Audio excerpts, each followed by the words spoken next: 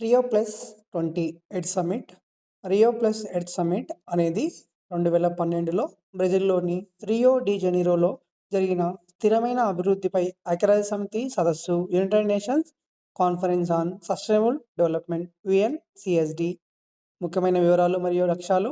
Rio plus 20 ఎందుకు? ఇది 1992లో జరిగిన మొట్టమొదటి చారిత్రాత్మకమైన ఎర్త్ సమ్మిట్ భూ సదస్సు యొక్క 20వ వార్షికోత్సవం. అందుకే దీనిని రియో ప్లస్ 20 అని పిలిచారు. ఎప్పుడు మరియు ఎక్కడ జరిగింది?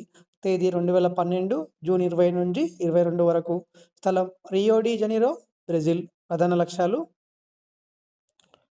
స్థిరమైన అభివృద్ధి పట్ల ప్రపంచ రాజకీయ నిబద్ధతను పునరుద్ధరించడం. 1992 నాటి సదస్సు తర్వాత సాధించిన పురోగతిని సమీక్షించి ఇంకా ఏమైనా లోపాలు ఉంటే వాటిని సరిదిద్దడం. ముఖ్యమైన ఫలితాలు. వీటిలో భాగంగానే రియో ప్లస్ 20 సదస్సు యొక్క ప్రధాన ఫలితాలు సుస్థిర అభివృద్ధి లక్ష్యాలు, వాటిని ఎస్‌డిజీస్ అంటాము.